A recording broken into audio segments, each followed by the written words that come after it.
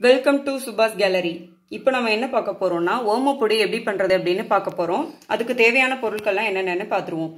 1 cup கடலை மாவு, 1/2 cup அரிசி மாவு, தேவையான அளவுக்கு உப்பு, ஓமம் நான் ஒரு 1/4 மணி நேரத்துக்கு முன்னாடியே ஊற வச்சிருக்கேன், பட்டர் கொஞ்சம், கருவேப்பில், பொரிக்கிறதுக்கு எண்ணெய், தெளிச்சு பிசையறதுக்கு தண்ணி. வாங்க நம்ம எப்படி பண்ணுறதுன்னு பார்ப்போம். அதுக்கு முன்னாடி நம்ம சேனலை சப்ஸ்கிரைப் பண்ணாதவங்கலாம் சப்ஸ்கிரைப் பண்ணிக்கோங்க. அப்போ தான் அடுத்தடுத்து போடுற வீடியோஸ் உங்களுக்கு உடனே வரும். கடலை மாவை ஃபஸ்ட்டு சேர்த்துக்கலாம். அடுத்தது அரிசி மாவு, உப்பு போட்டு லைட்டாக மிக்ஸ் பண்ணிக்கலாம். ஃபஸ்ட்டு அதுக்கப்புறம் இந்த பட்டரை சேர்த்துக்க போகிறேன். இப்போ ஊற வச்சிருக்கிற ஓமத்திலிருந்து தண்ணியை மட்டும் இதில் வடித்து விட்டுக்கலாம்.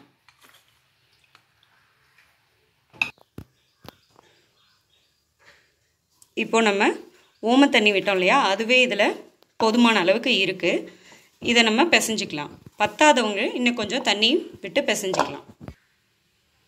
இப்போது ஓமப்பொடி கொஞ்சம் சாஃப்டாகவே வரணுங்கிறதுக்காக இதை பொரிக்கிறதுக்கு காய வச்சுருந்த எண்ணெய் ஒரு 2 ஸ்பூன் மிக்ஸ் பண்ணிக்கிறேன். மாவை பிசைஞ்சாச்சு. இப்போது இதுக்குள்ளே இடியாப்பம் புளியறதுக்கான அச்சு உலக்கை நான் போட்டு வச்சுருக்கேன். இதில் போட்டு நம்ம புளிஞ்சு விட்டுறலாம். இப்போது நல்லா எண்ணெய் காஞ்சிருச்சு. ஒரு சுற்றி இதில் புளிஞ்சு விட்டுக்கலாம்.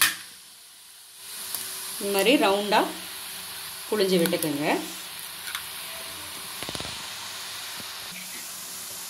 இது ரொம்ப சீக்கிரமாகவே வெந்துடும்.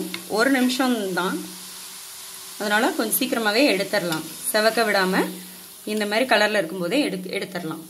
எல்லாத்தையும் பொரிச்சு எடுத்தாச்சு. அதே எண்ணெயில் கருவேப்பிலையும் பொரித்து எடுத்து மிக்ஸ் பண்ணிட்டேன். பாருங்கள் எவ்வளோ சூப்பராக ஓமப்பொடி ரெடி ஆயிடுச்சுன்ட்டு. இந்த வீடியோ உங்களுக்கு ரொம்ப பிடிச்சிருக்கும்னு நினைக்கிறேன்.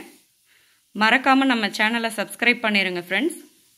அப்போ தான் அடுத்தடுத்து நாங்கள் போடுற வீடியோஸ் உங்களுக்கு வரும். லைக் பண்ணுங்கள், ஷேர் பண்ணுங்கள். தேங்க்யூ.